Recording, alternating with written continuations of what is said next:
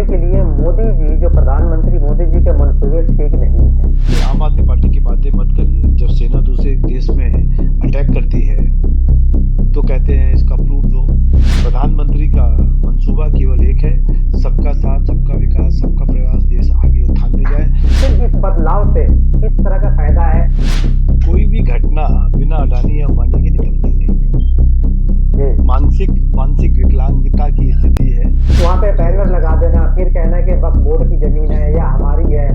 ये सब जानते हुए विपक्ष आज जो है वक्फ बोर्ड के साथ दिख रही है।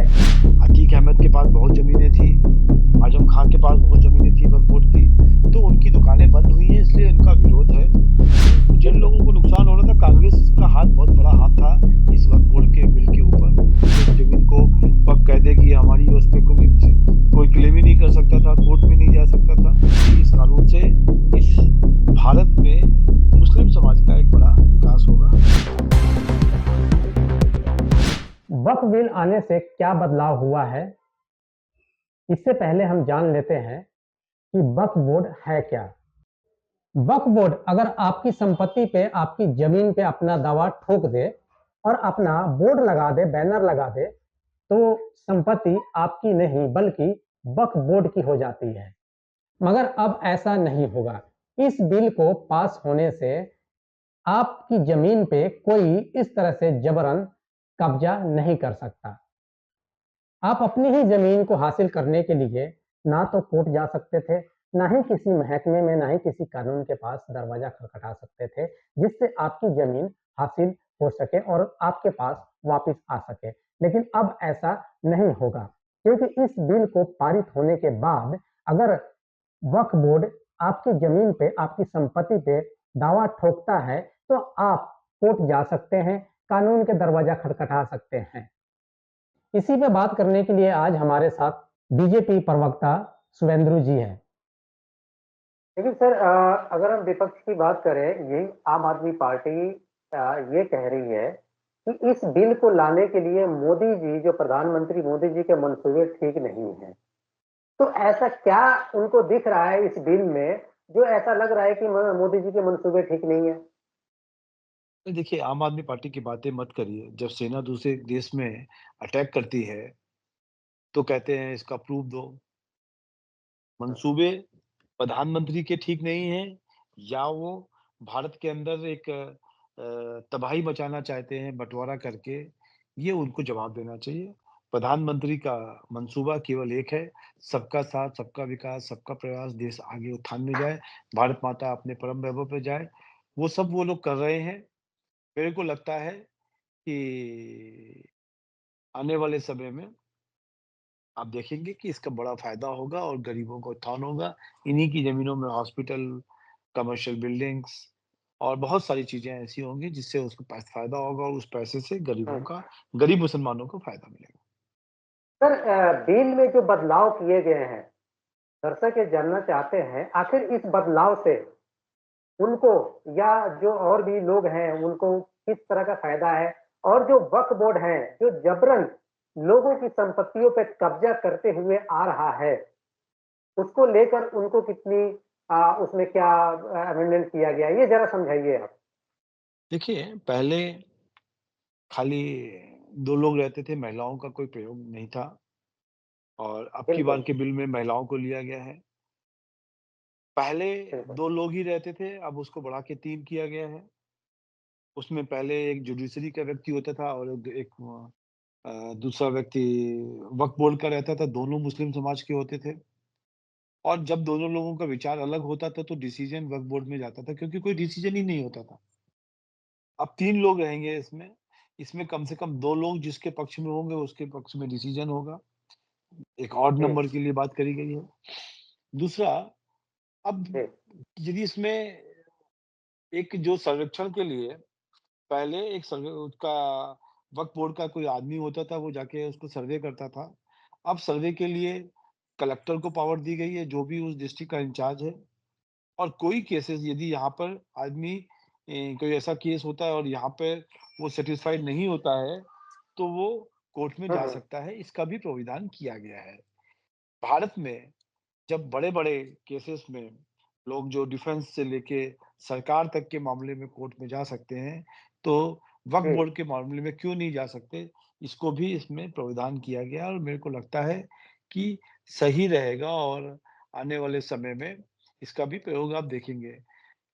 बहुत सारी चीज़ें और भी हैं इसके अंदर जो छोटी-छोटी चीज़ों को ध्यान दिया गया है कि उसका पैसे का गणना होगी, उसकी रिकॉर्डिंग हुँ, होगी और एक बड़ी ट्रांसपेरेंसी लेवल पे काम होगा जिसमें मेरे को लगता है मुस्लिम समाज के लोगों को फ़ायदा मिलेगा।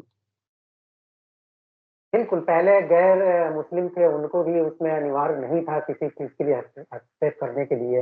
लेकिन मुझे लगता है इस बिल के पास होने के बाद उनको भी इसमें शामिल किया गया, ये भी बहुत बड़ी बात है। लेकिन सर एक आरोप और है आम आदमी पार्टी की, उनका कहना है कि मोदी जी इन ज़मीनों को खुद अपनाकर ये अपने दोस्तों यानी अडानी और अंबानी जी के बारे में कि भी उनको देना चाहते हैं। तो एक चीज़ मैं ऐसा नहीं क्लियर करना जी, जी बताएँ? है। कोई भी घटना बिना अडानी या अंबानी के निकलती नहीं है। जी, मानसिक मानसिक विकलांगता की स्थिति है। जी।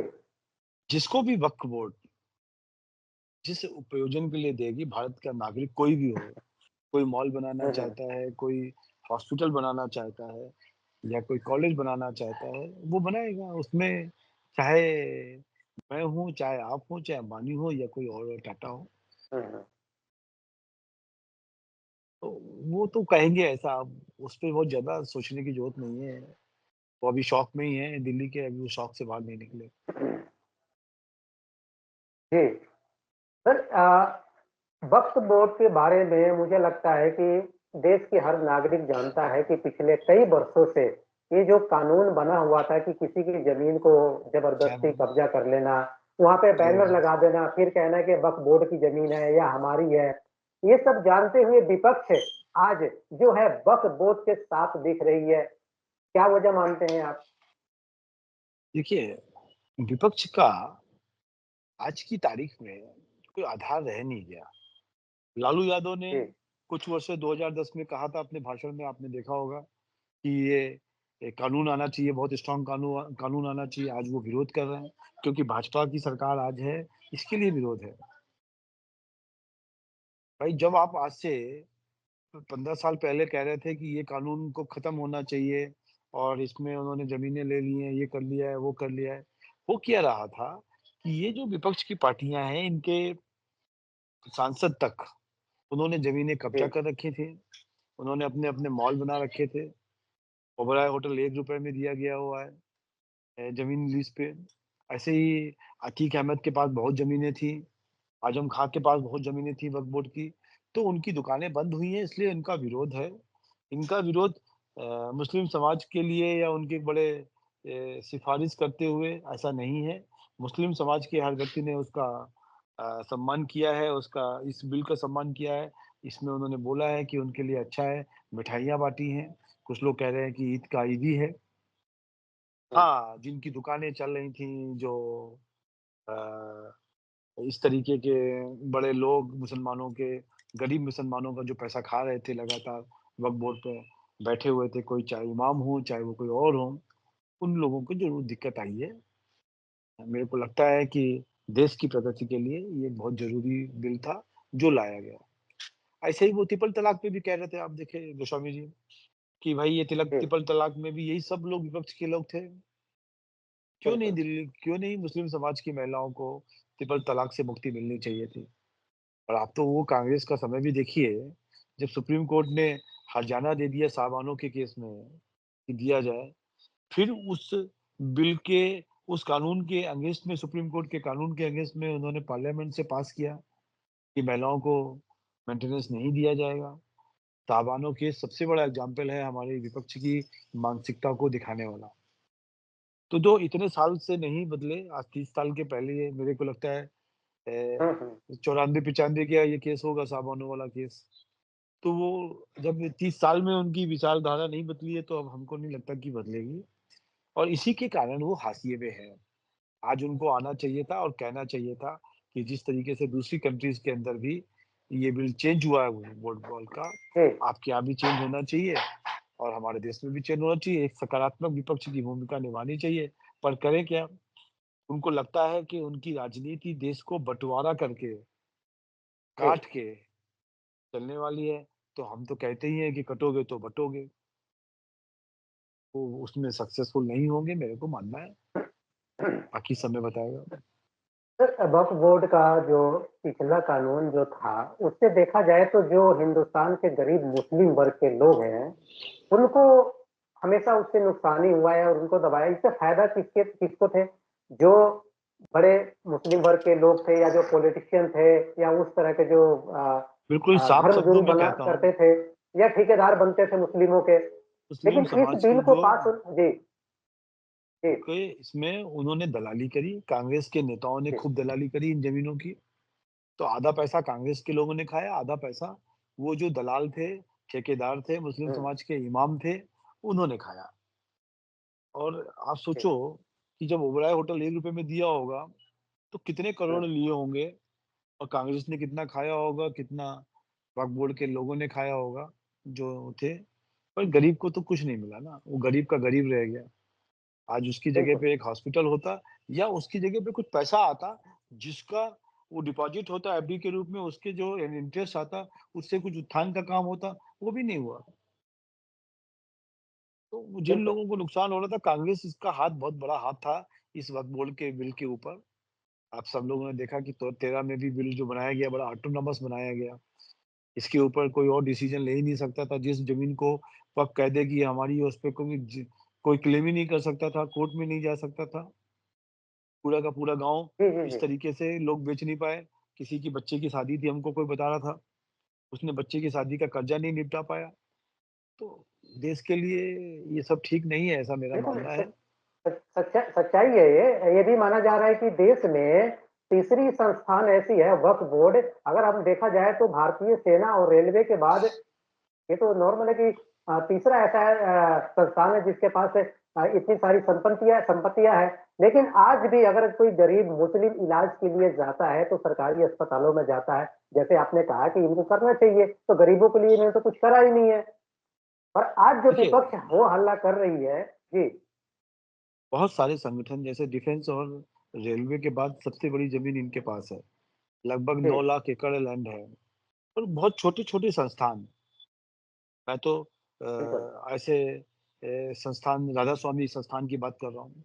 उन्होंने पूरे उत्तर भारत में अपने संस्थान बनाए और बहुत सारे लोगों को उसके माध्यम से इलाज कराया। उनकी जी, खाना आपूर्ति होती है, कहीं गरीबी होती है, वो पूरा करते हैं। जब वो छोटे-छोटे संस्थान कर सकते थे और उन्होंने इतना बढ़िया बेस बनाया, कहीं बेईमानी नहीं करी। वैसे वक्फ बोर्ड भी कर सकता था, नहीं किया। मैं आपको बता रहा हूँ, इसलिए बहुत अच्छा कानून आया है और जी। मेरे को लगता है गोस्वामी जी इस कानून से इस भारत में मुस्लिम समाज का एक बड़ा विकास होगा और विकसित भारत बढ़ने के लिए एक जो बड़ा रोड़ा था, उसको ठीक किया गया। लेकिन सर बिल्कुल विपक्ष संशय नहीं नहीं। चाहते ना कि विपक्ष बिल्कुल नहीं चाहते कि मुस्लिम मुस्लिम समाज जो है लोअर वर्ग के उनका भला हो। क्योंकि आरजेडी का एक आज बयान आया है, वो कह रहे हैं कि वक्फ बोर्ड संशोधन बिल को लेकर जो है हम कोर्ट में जाएंगे। जाने दीजिए, कोर्ट जी, में भी जाके क्या कर लेंगे? हम जस्टिफिकेशन देंगे और ये वही आरजेडी है जो लालू यादव जी कह रहे थे कि हम कोई बदलना चाहिए, हमारे यहाँ कब्ज़ा हो जाता है, ये वो। आज बिल्कुल, वो इस तरीके की बातें कर रहे हैं। कगार पे हैं, खत्म होने के कगार पे हैं, अभी भी मन को ठीक नहीं कर रहे हैं। ये चाहते नहीं हैं कि भारत 2047 विकसित भारत बने और ये सब चीज़ों के कारण मेरे को लगता है कि और ज़रा देखिए, ये सब लोग हाशिए पे आते जा रहे हैं। कुंभ को मृत्यु कुंभ कहा उन्होंने। आज सोचो कुंभ में कांग्रेस भी एक जी, अपना टेंट लगाती है और लोगों से कहते हैं आइए कुंभ में स्नान करिए तो हुँ, कितने वोट बढ़ जाते हैं उसके। कौन लोग उसके एडवाइज़र हैं समझ में नहीं आता और ये इसीलिए कांग्रेस की हालत है, इसीलिए इंडिया गठबंधन की हालत है। आम आदमी पार्टी की हालत देख रहे हैं, लालू यादव की हालत बिल्कुल, देख रहे हैं। ये हालत उनके अपने कर्मों के कारण है, किसी और के कारण नहीं। बची-कुची ममता बिल्कुल जी और हैं और हुँ, ममता हुँ। जी के वो भी जाने की कगार पे आ चुकी हैं। आइए देखिए इस बार बंगाल के चुनाव में आपको बढ़िया रिज़ल्ट दिखाई देगा, भाजपा की सरकार बनेगी।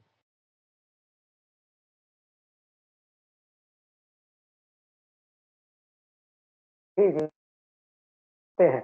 कि उनको उनको लेकर भी कहीं न कहीं ये राजनीतिक दल जो है या इंडिया जो आप बता रहे हैं विपक्षी है, कहीं न कहीं वोट बैंक के लेकर ही चेंज देख रहे हैं इसको। और यही मुझे लग रहा है कि जो विपक्ष जो बोल रहे हैं, वो हो रहा है। अगर राहुल गांधी जी की हम देखें ट्वीट आज की, उन्होंने भी इस बिल को लेके आरएसएस पे निशाना साधा है उन्होंने।